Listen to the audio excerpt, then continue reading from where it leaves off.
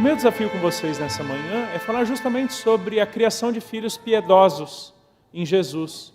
Como nós educamos os nossos filhos de tal forma que eles sejam piedosos, se pareçam com Cristo Jesus. E por que esse tema é importante? Enquanto conversava com o pastor Erickson para definirmos aqui os subtemas, eu percebi e tenho lidado com muito disso na história dos meus filhos, hoje já um deles com quase 21 anos de idade, o outro com 19, lidando na realidade da nossa igreja, onde eu e minha esposa atuamos especificamente no Ministério de Famílias, casais, desde noivos até a educação de filhos, de que na maioria dos casos pais dentro da igreja criam ou educam seus filhos para que tenham a melhor formação acadêmica possível, para que possam ter a melhor profissão no seu futuro, preparados para o mercado de trabalho e com isso sejam bem-sucedidos em suas vidas, em qualquer coisa que façam. Não são poucos, e eu diria que isso não é bom, o que eu vou dizer na sequência, os pais que tentam projetar nos seus filhos uma realidade que eles próprios pais não puderam viver, ou seja, pais que tentam alcançar sonhos e projetos por meio dos seus filhos, porque esses pais não conseguiram educá-los ou não conseguiram alcançá-los em vida. E eu diria para vocês, pelo nosso contexto, que poucos pais têm criado e educado seus filhos para o casamento. Já mencionei, inclusive, ontem, uma triste realidade de muitas mães sozinhas na educação de suas filhas, que têm educado-as para que não dependam, não se casem ou não vivam em função de um homem, como se a Bíblia dissesse que a mulher existe em função ou por causa do homem. E uma tendência um pouquinho mais contemporânea no nosso Brasil, embora existam muitas virtudes, inclusive isso foi alvo da minha dissertação de mestrado, eu percebo que muitos pais que estão dedicados hoje à educação domiciliar, o chamado homeschooling, estão muito mais preocupados para que seus filhos sejam academicamente brilhantes e se separem do mundo do que propriamente tenham o caráter de Cristo Jesus. Eu não estou dizendo que nos preocuparmos com a formação acadêmica, com o preparo para o mercado de trabalho, para o futuro que eles terão diante de si, não sejam motivos legítimos ou importantes. Mas eu diria para vocês que, partindo da nossa realidade em Jesus e da verdade da palavra de Deus, não são motivos suficientes. Exemplo disso é uma estatística norte-americana conduzida há algum tempo atrás, numa pesquisa pela revista Christianity Today, juntamente com uma organização que trabalha especificamente com juventude cristã, a Lifeway Ministries, e que tem sido reproduzida no Brasil há algum tempo, que diz que pouco mais de 50% dos jovens cristãos abandonam a fé no primeiro ano da universidade e que 80% desses jovens cristãos abandonarão suas igrejas até o final da universidade.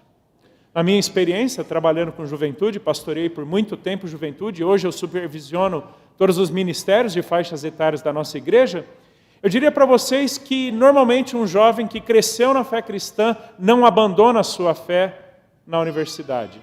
Porque aquela fé está tão entranhada, está tão enraizada nele pela sustentação do próprio Deus, cremos na perseverança dos santos, mas que quando pessoas abandonam a fé, elas simplesmente evidenciam uma fé que nunca tiveram. Isso me leva, queridos, a pensar que nós temos um trabalho muito maior, muito mais intenso e árduo na formação do caráter cristão de nossos filhos do que simplesmente encaminhá-los para uma vida profissional ou para um sucesso acadêmico. Como, por exemplo, eu mencionarei diversos puritanos ao longo dessa minha pregação pela manhã, na preocupação e zelo que eles tinham de incutir na mente dos membros de suas igrejas de que cabe aos pais, cabe às famílias, a responsabilidade do formar Jesus nos seus filhos. George Swinnock, um puritano inglês do século XVII, diz: a maneira mais rápida de transformar seus filhos em espadas para ferir sua alma é fazê-los sofrer por falta de educação piedosa que os levará a fugir de Deus e sua palavra. Esses pais, como Eli, educam seus filhos para derrubar suas casas e para trazer abaixo suas próprias almas com tristeza.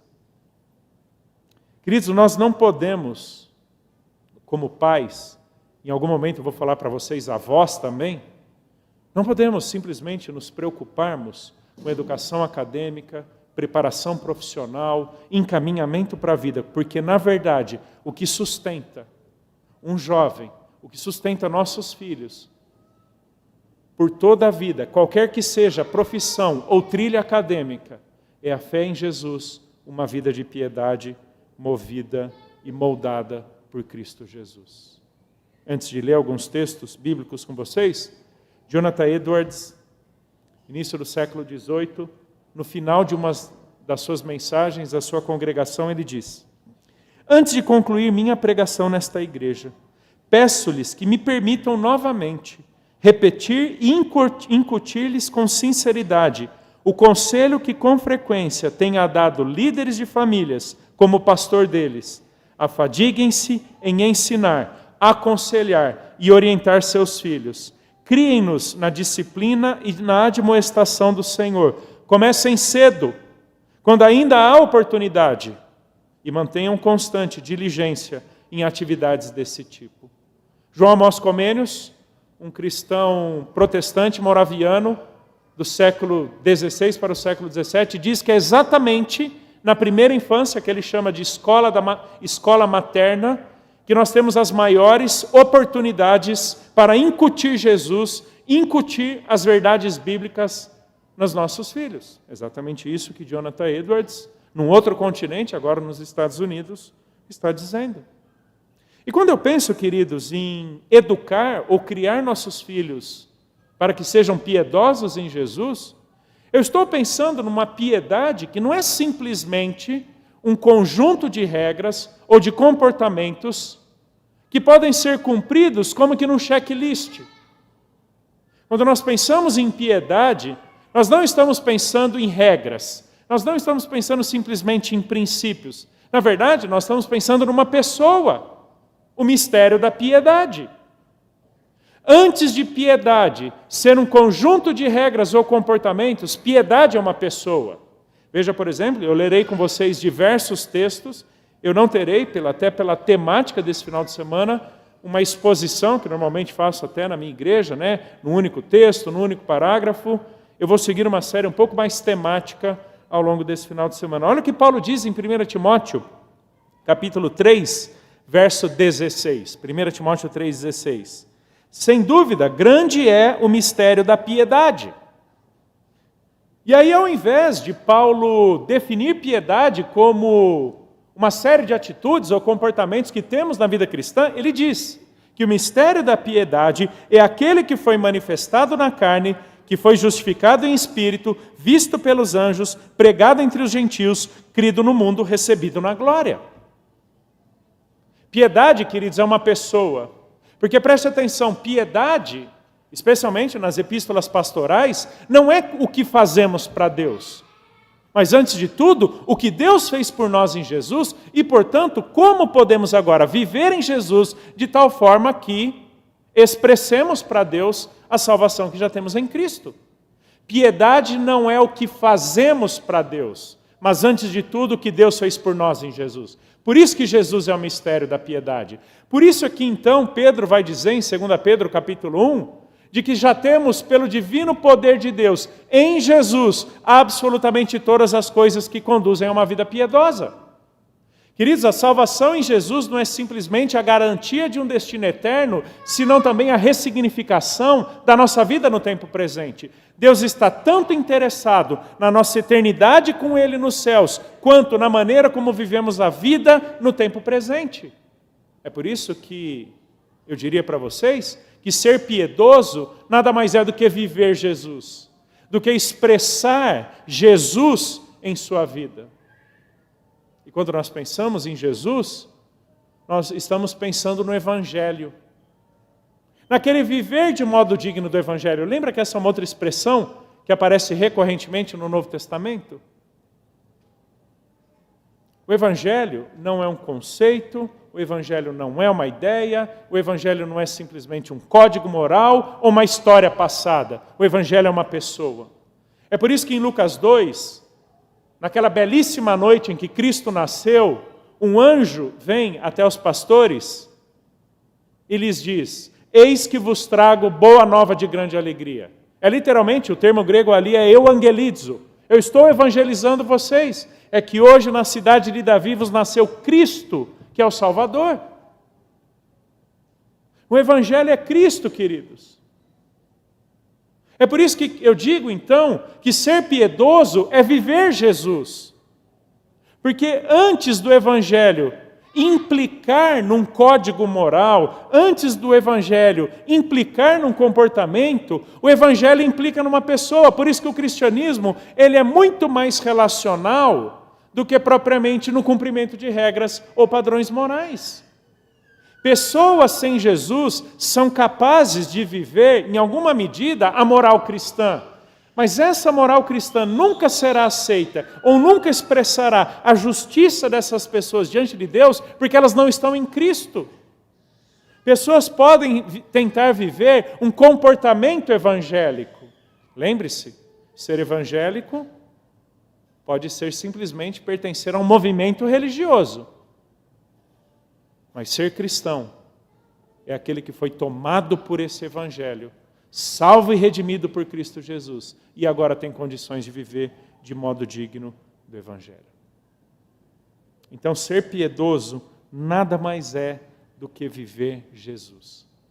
Então, trazendo para o nosso tema, quando pensamos em criar ou educar filhos para que sejam piedosos, estamos pura e simplesmente dizendo, pouco importa a faculdade em que estejam, pouco importa o trabalho que tenham, pouco importa onde venham a morar ou viver, com quem se casar. O que pautará legitimamente a vida desses nossos filhos diante de Deus é o quanto eles vivem Jesus, onde quer que estejam, seja lá quem forem. Esse é o nosso grande alvo de vida.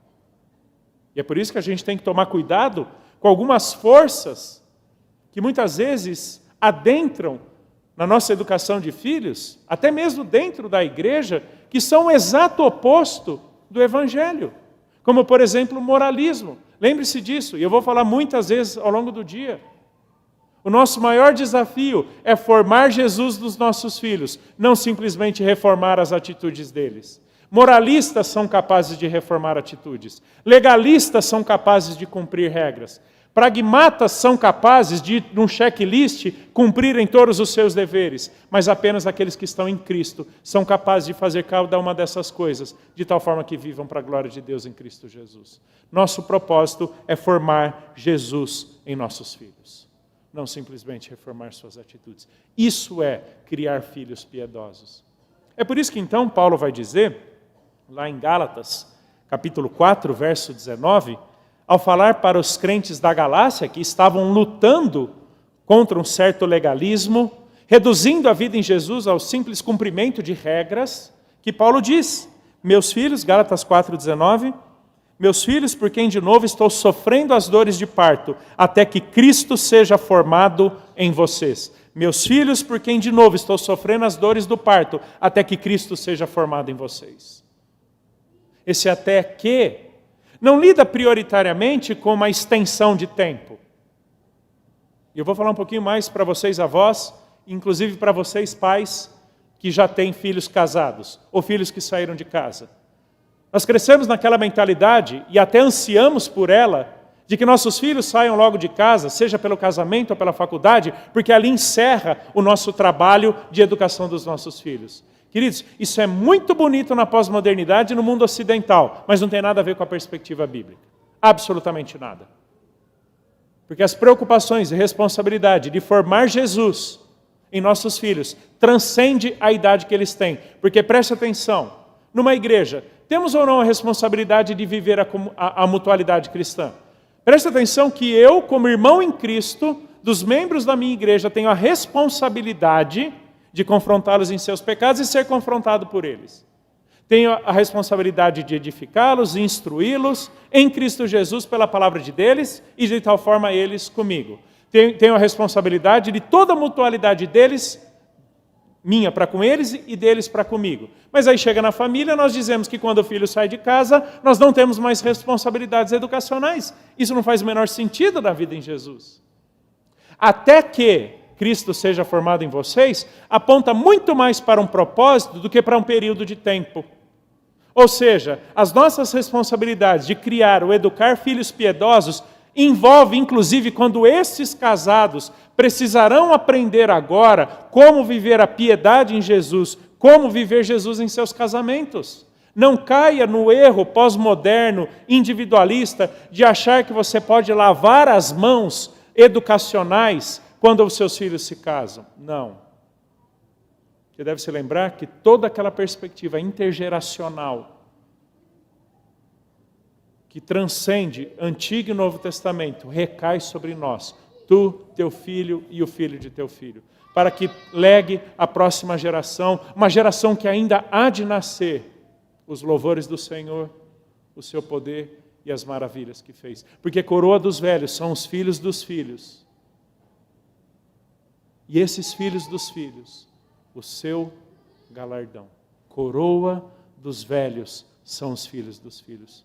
É como se aqueles que são avós tivessem responsabilidade, inclusive, de imprimir Jesus na vida dos seus netos. Eu vou falar um pouquinho mais sobre isso hoje à noite. Mas esse até que Cristo seja formado em vós, ou em vocês, não estabelece simplesmente um período de tempo, mas aponta para um propósito. Batalhamos pela educação e na educação dos nossos filhos até que eles vivam Jesus, e pouco importa a idade. E aí eu falo para vocês, filhos casados, jovens, se seus pais são tementes ao Senhor, tenha neles o privilégio e a oportunidade de que eles continuem aconselhando, exortando, incentivando, formando Jesus em vocês. Até que Cristo seja formado. A língua grega tem duas palavras para representarem a forma de algo. Por exemplo, esse celular tem uma forma, assim como esse copo, todos os objetos têm uma forma, um formato. Um dos termos aponta para a aparência física de algo, aquilo com que este algo se parece. Por exemplo, retangular, fino, preto, feito de metal e por aí vai, como esse celular aqui. Eu estou descrevendo a forma física.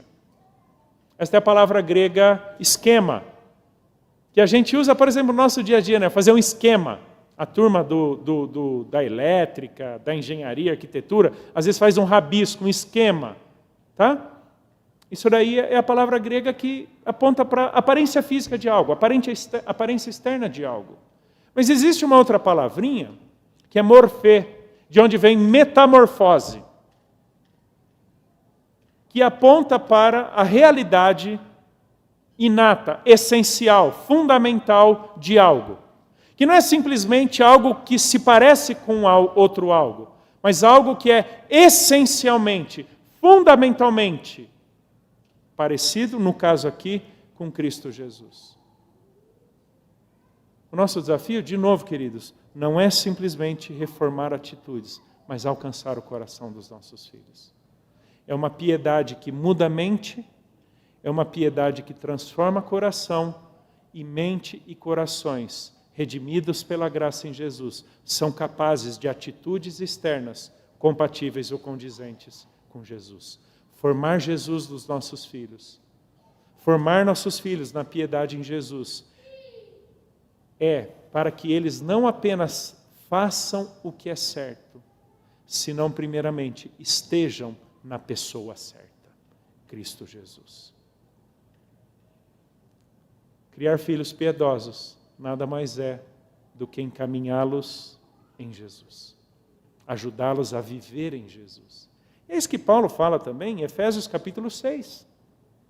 Texto bastante conhecido, Efésios capítulo 6, verso 4, eu estou usando predominantemente a Nova Almeida atualizada. Efésios capítulo 6, verso 4, diz assim Paulo: e vocês pais, não provoquem os seus filhos à ira, mas tratem de criá-los na disciplina e na admoestação do Senhor. Na disciplina e na admoestação do Senhor. Se você voltar para o verso 1, Paulo diz assim: filhos, obedeçam aos seus pais no Senhor, pois isso é justo. E no verso 4, Paulo diz, na admoestação do Senhor. É como se essa expressão no Senhor do verso 1 e a expressão do Senhor no verso 4 encapsulassem todo esse conteúdo do verso 1 ao 4. Ou seja, da educação dos nossos filhos, ao respeito que os nossos filhos têm para conosco como seus pais, tem Cristo por contexto, tem Cristo por fundamento ou tem Cristo por propósito? Fazer o certo não basta, porque o que fundamenta fazer o certo é estar na pessoa certa, Cristo Jesus. Pessoas podem ser bem-sucedidas na vida, mas não estando bem amparadas, bem fundamentadas em Cristo Jesus, o sucesso de vida não passa do caixão. É isso que me leva a pensar, queridos, que nós como pais, e eu vou mencionar isso também hoje à noite, não podemos almejar um sucesso de vida como tentativa de reparação ou de justificação de um fracasso em casa. Nenhum sucesso na vida profissional, nenhum sucesso na vida financeira, nenhum sucesso em qualquer que seja a área compensa o fracasso na vida espiritual.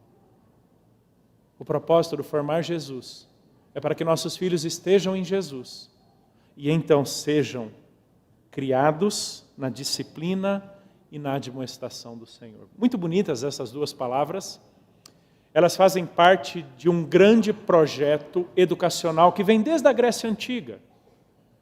Por exemplo, quem é da área educacional deve ter lido aquele livro do Werner Jäger, Paideia, que é sobre o grande ideal grego antigo da formação do melhor indivíduo para a sociedade grega antiga. Paideia é o termo usado aqui para criar na disciplina. É a raiz de pedagogo, tá bom? Paidos ago, o condutor da criança. Para o grego antigo, paideia é todo conjunto de informação, todo conjunto comportamental, filosófico, religioso, ético e profissional do que uma pessoa pode ter de melhor para responder ou atender às demandas da polis, da cidade. Esse é o conceito grego antigo de paideia.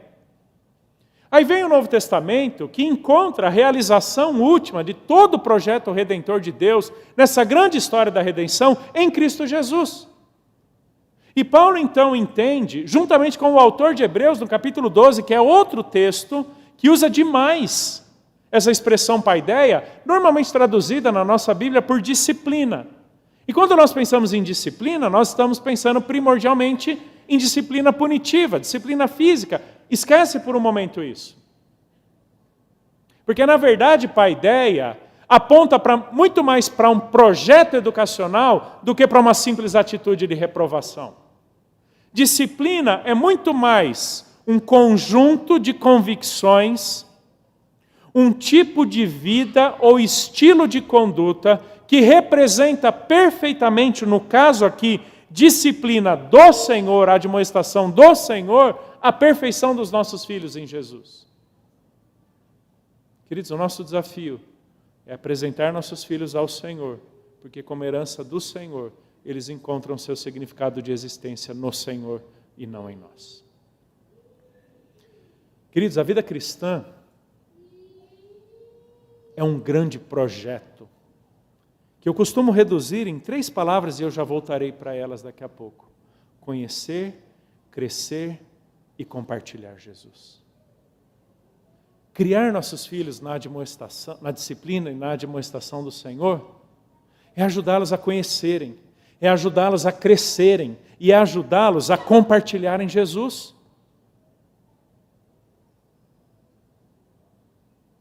Queridos, Deus tem um projeto para nós em Cristo.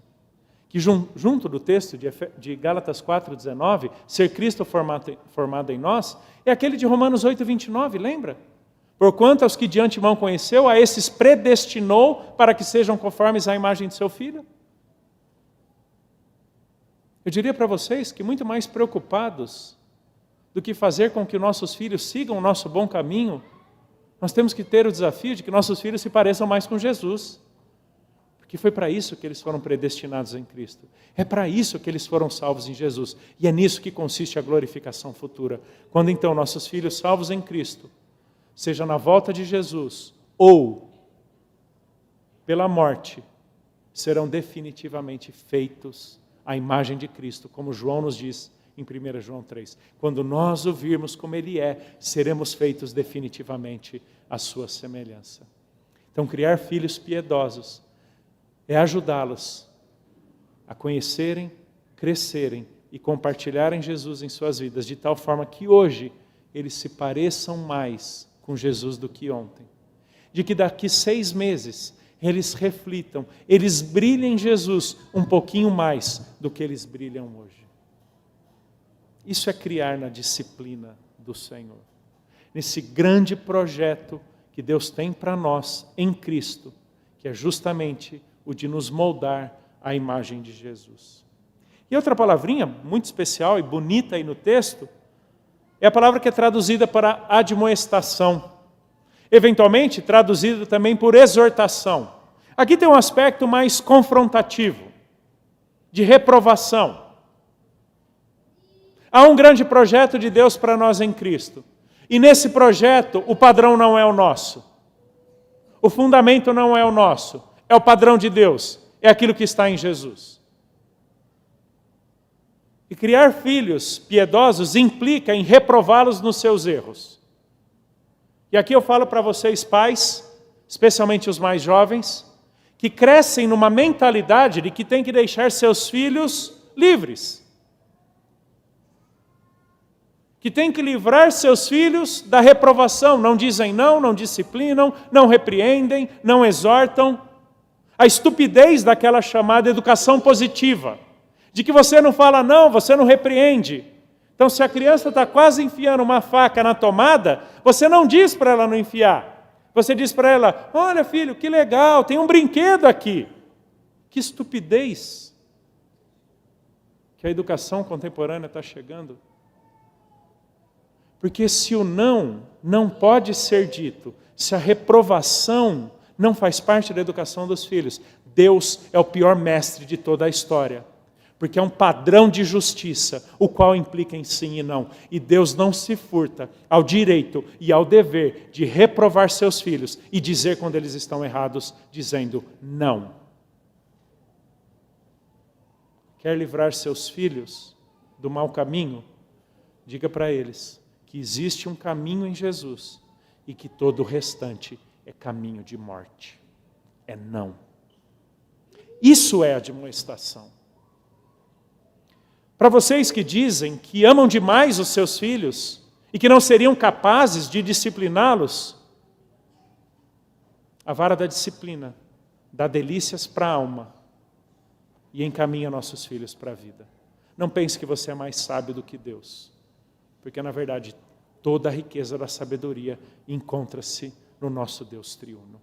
Se Ele diz que a reprovação, se Ele diz que a exortação e a disciplina fazem parte do processo de aperfeiçoamento das nossas vidas, segundo a vontade dEle, segundo a palavra dEle, não tente ser mais justo que a justiça bíblica. Porque, na verdade, quem ama seu filho o disciplina. Porque quem Deus não disciplina é filho bastardo e não filho legítimo. Se você ama seus filhos, repreenda-os, exorte-os, discipline-os. Disciplina é ato de amor. Porque você os ama tanto em Jesus, que você não seria capaz de suportar o pecado deles e achar que está tudo bem. Cuidado com a estupidez dessa educação positivista, que é só do sim, do sim, do sim e nunca do não. Em Jesus há um certo e errado. Há um justo e um injusto. Há um piedoso e o piedoso. Impiedoso e piedoso. E é justamente a justiça de Jesus que estabelece o que é um e o que é outro. Criem seus filhos na admoestação do Senhor. Há um padrão estabelecido pela palavra de Deus. Não é o meu padrão. E aqui a gente tem que parar com aquela linguagem, queridos, que eu vejo que pauta muito da educação de pais para com filhos. Quando eles dizem, não faz isso, papai e a mamãe não gostam, isso é feio, isso não é legal, o que as pessoas vão pensar? Desde quando o padrão do Helder e da Juliana é o padrão de educação dos filhos? Não, é a admoestação do Senhor, é o padrão de Jesus. O que você fez é contrário ao que Jesus fez por você. É isso que me leva a dizer que toda disciplina de filhos salvos ou não salvos, é uma tremenda de uma oportunidade de levá-los para a cruz de Jesus, dizendo que é em Jesus que está a justiça de Deus. Porque cada vez que eu levo os meus filhos para o meu padrão, para a minha justiça, eu estou dizendo para eles que é uma justiça relativa, é uma justiça circunstancial que deve pautar a vida deles. Porque o élder peca, o élder não é justo em essência, mas Jesus é a plenitude da justiça. Então eu levo meus filhos para Jesus. Eu aponto para Cristo. Eu digo que é em Jesus que há justiça. Eu digo que é em Jesus que existe um padrão de certo e errado. É por isso que então Paulo vai dizer para Timóteo, exercite-se pessoalmente na piedade. Pois o exercício físico tem algum valor, mas a piedade tem valor para tudo, porque tem a promessa da vida que agora é e da que há de vir. Cuidado para não pensar que Paulo esteja desmerecendo o exercício físico. Você tem que lembrar da ética grega antiga e do próprio contexto da prática esportiva. O grego antigo acreditava, e é por isso que eles inclusive criaram os Jogos Olímpicos, tinham todos aqueles, lembra daqueles jarros, aquelas pinturas de pessoas praticando esportes? Eles acreditavam que as paixões, os desejos carnais, os apetites profanos eram suprimidos, eram vencidos pela prática do exercício físico. Isso está pautando a mentalidade de Éfeso, que é a cidade onde Timóteo está, para a qual Paulo escreve. Então, a ética de Éfeso, essa ética grega antiga, acreditava que se vencia pecados, que se lutava contra os apetites carnais pela prática do exercício físico. E Paulo vai dizer, ainda que haja algum valor no exercício, ele não é suficiente ou ele não é valoroso para a nossa vida em Jesus, em termos de luta contra o pecado. Porque o que nos leva a lutar contra o pecado, o que nos ajuda a lutar contra toda essa má doutrina, sobre a qual ele fala no versículo 1 até o versículo 5, é a piedade em Jesus. Quer livrar seus filhos dos vícios? Quer livrar seus filhos das profanidades do mundo, da perversidade, da promiscuidade do mundo? Ajude-os a viverem a piedade que há em Jesus. Ajude-os a entenderem o que Jesus fez por eles, quem Jesus é, que Jesus fez por eles e em quem Jesus os torna. E voltando para aquelas 3 palavrinhas que eu mencionei, sobre o significado da nossa vida cristã, conhecer, crescer, compartilhar, eu menciono os seguintes textos. Jesus diz em João capítulo 17 que a vida eterna é esta, que conheçam a Ti, o único Deus verdadeiro, e a Jesus Cristo a quem enviaste. É por isso que Paulo diz que apesar de todo o seu pedigree judaico, apesar de todas as suas qualificações judaicas antigas que o colocavam como alguém de extrema proeminência na sua idade, não tendo ninguém mais elevado ou desenvolvido no judaísmo do que ele, Paulo, ali em Jerusalém, na sua época, na sua idade, que leva Paulo a dizer, considero todas essas coisas como refúgio, como perda. Literalmente, o termo grego aqui é esterco. Na verdade, considero tudo como esterco, como perda, por causa da sublimidade do conhecimento de Cristo Jesus. Cuidado para não reduzir o conhecimento que seus filhos devem ter em vida, simplesmente aqueles que uma escola ou um currículo acadêmico é capaz de dar. Porque existe um conhecimento que sem o qual nenhum conhecimento em vida é suficiente para justificá-los diante de Deus, que é o conhecimento de Jesus. Percebo, queridos, que pais desejam que seus filhos sejam academicamente brilhantes, mas se esquecem de ajudar seus filhos a conhecerem Jesus. Eventualmente, alguns de vocês podem usar devocionais com seus filhos, livretos, leia-os antes. Aí eu vou dizer como quem já folheou praticamente todos, porque eu trabalho com isso. Boa parte deles tem princípios morais desprovidos da vida em Jesus. Quer ler livros com seus filhos? Leia livros que falem sobre Jesus, expliquem a história de Jesus e não simplesmente ensine-os a ser bons. Ensine-os a amar ou respeitar o próximo, porque amar, respeitar e fazer o certo, incrédulos podem fazer, mas sem Jesus, ninguém fará isso para a justiça de Deus. Ajude seus filhos a conhecerem Jesus. E eu lembro uma vez, quando minha esposa conta isso, eu não estava nesse momento, ela disse que certa vez ela foi repreender, exortar, disciplinar um dos nossos filhos, e depois de tudo aquilo que nós falávamos, né, e até hoje, mesmo eles sendo jovens, a gente tem o mesmo processual. Claro, a disciplina hoje toma outras dimensões e outros contornos, mas continuamos falando o que significa a vida em Jesus, por que aquilo que eles fizeram não reflete a vida em Jesus, e o que seria uma conduta correta em Jesus. Então, bem jovenzinho, bem novinho, o meu filho disse o seguinte para minha esposa: mas por que toda vez que você vai me disciplinar, você fica falando de Jesus? Aí ela disse: ah, miserável, está entendendo. É isso aí. Ajude seu filho a conhecer Jesus. Ajude seu filho a crescer em Jesus.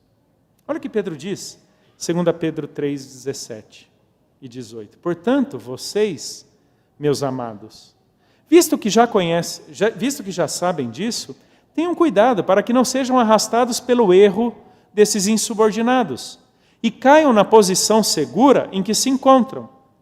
Ou seja, tomem cuidado com os erros, com a devassidão moral, com a perversidade e com as heresias dessas pessoas. Eu diria para vocês, um desejo que todos nós temos, não é verdade, para os nossos filhos? Que sejam pessoas de convicções bíblicas corretas, de um comportamento correto, justo, certo. Pelo contrário, cresçam na graça e no conhecimento de nosso Senhor e Salvador Jesus Cristo. A Ele seja a glória, tanto agora como no dia eterno. Cresçam na graça e no conhecimento. E como é que nós crescemos na graça de Jesus? Na progressividade da transformação das nossas vidas à imagem de Jesus. Lembra de 2 Coríntios 3,18? Quando Paulo diz que todos nós já fomos desvendados nos nossos rostos em relação à lei de Moisés, e agora com o rosto descoberto estamos sendo transformados de glória em glória na própria imagem de Jesus, como pelo Senhor Espírito. Isso significa crescer na graça. É uma transformação progressiva. E o ser transformado de glória em glória, ali a expressão metamorfose, aponta para uma transformação essencial e uma transformação progressiva, de glória em glória. A palavra glória, na língua grega antiga, não tinha uma conotação simplesmente divina, etérea, espiritual. Por exemplo, a opinião de uma pessoa sobre algo era a sua glória. O aspecto, a aparência física de alguém era a sua glória. Então, ser transformado de glória em glória é de opinião em opinião, é de aspecto em aspecto, de atitude em atitude, de mentalidade em mentalidade, de comportamento em comportamento. É como se tivéssemos naquela paideia Christi, a paideia de Jesus, esse grande projeto de formar Jesus em nossos filhos, uma progressividade em que os ajudamos, não no único momento, não numa única semana, não no único ano, não numa repreensão pontual, mas continuamente, progressivamente, ajudando-os a lutarem contra os seus pecados. Isso é Efésios capítulo 2. Um dos textos que eu mais uso com os meus filhos. E quando eu digo mais uso, é mais uso mesmo, porque é um dos textos que eu mais uso comigo mesmo. E no aconselhamento. Efésios 4, 22 ao 24. Despojar, renovar e revestir. Despojar-se das velhas atitudes que são incompatíveis com Jesus. Renovar o nosso entendimento a partir da palavra de Deus e da nossa nova vida em Jesus. E nos revestirmos das vestes da justiça de Cristo, de tal forma que tenhamos atitudes corretas. Crescer na graça significa aprender a se despojar do velho homem, a renovar a sua mente e a se revestir da justiça de Jesus. Isso não acontece numa semana, isso é um projeto de vida. Conhecer, crescer e compartilhar Jesus. E quando eu penso em compartilhar Jesus, eu não estou pensando simplesmente em compartilhar verbalmente em termos evangelísticos. Sim, é verdade, isso é um aspecto. Eu estou pensando no brilhar Jesus. Aquilo que, por exemplo, Jesus fala em Mateus 5, verso 16, quando ele fala sobre sal da terra e luz do mundo. Assim brilha a vossa luz, para que vejam as vossas boas obras e glorifiquem o vosso Pai que está nos céus. É aquilo que Paulo fala em Filipenses capítulo 2, verso 14 e 15. Façam tudo sem murmuração nem contendas, para que vos torneis irrepreensíveis, inculpáveis, né? Filhos de Deus inculpáveis, no meio de uma geração pervertida e corrupta, na qual vocês resplandecem, brilham como luzeiros do universo. Uma geração na qual Deus nos colocou. Queridos, compartilhar Jesus é brilhar Jesus. A coisa que nós mais falamos para os nossos filhos. Brilhem Jesus. Que Jesus seja tão evidente na vida de vocês, que pessoas não tenham dúvidas, que as atitudes que vocês têm, a mentalidade que vocês têm, os relacionamentos que vocês têm, é só por causa de Jesus. Porque vocês naturalmente são o exato oposto disso. Brilhem Jesus. Isso é compartilhar Jesus. Queridos, criamos nossos filhos piedosos. Quando partindo da piedade que é Jesus, desse evangelho da verdade, que tem Cristo como sua expressão, nós os criamos piedosos quando nós os ajudamos a conhecer, crescer e compartilhar Jesus. Encerro mencionando alguns desafios. Queridos, a igreja deve atuar como parceira dos pais, nunca em substituição a eles. Pais, é responsabilidade primária nossa a educação dos nossos filhos, não da igreja. Ainda que a igreja tenha pastores mestres, pessoas capacitadas e dedicadas ao ensino, nós não podemos terceirizar a educação espiritual, a educação cristã de nossos filhos. Thomas Manton, um outro puritano inglês do século XVII, disse: a família é o seminário da igreja e do Estado. E se uma criança não for bem instruída na família, tudo estará arruinado. Na perspectiva puritana, um autor que escreve muito sobre os puritanos, Leland Hyken, no livro Santos do Mundo, diz que os filhos, para os puritanos, não são de posse de seus pais, como se a eles pertencessem como propriedade, mas eram de Deus. Aos pais cabia o desafio de cuidar deles, educá-los no temor do Senhor. Essa responsabilidade lhes era de direito e dever. Pais, não terceirizem para a igreja a educação cristã dos seus filhos. Segundo, reconheço que esse segundo ponto daria toda uma pregação. Ajude seus filhos a terem uma cosmovisão cristã, não simplesmente atitudes certas ou boas. Ser piedoso em Jesus transcende comportamento, passa pela maneira como nós enxergamos o mundo. Ajude-os a partirem de Jesus, a permanecerem em Jesus e a propositarem Jesus em tudo o que fazem. Pouco importa o trabalho que têm, pouco importa a faculdade que fazem, preste atenção, pouco importa a pessoa com que se casarão, porque quando eles partem de Jesus, permanecem em Jesus e propositam Jesus, eles tomarão decisões sábias em Jesus. É isso que me leva até hoje, e até hoje quer dizer até hoje mesmo, a pelo menos algumas dezenas de vezes, falar para os meus filhos o seguinte, tanto eu quanto a minha esposa, cada vez que saio de casa para uma viagem, ou cada vez que temos a oportunidade de celebrar alguma coisa, o seguinte: amem a Deus, vivam a vida de vocês em Jesus e pratiquem a palavra de Deus e sejam felizes. Porque quem ama a Deus, vive a vida em Jesus e pratica a palavra de Deus, não se desviará do caminho do Senhor. Isso aqui nós formulamos, eu e minha esposa, a partir de um questionamento que meu filho fez quando ele era bem pequenininho. Quando ele me questionou da seguinte forma: pai, você e a mamãe já definiram o meu futuro? Eu falei: como assim, filho? Achei engraçada a pergunta.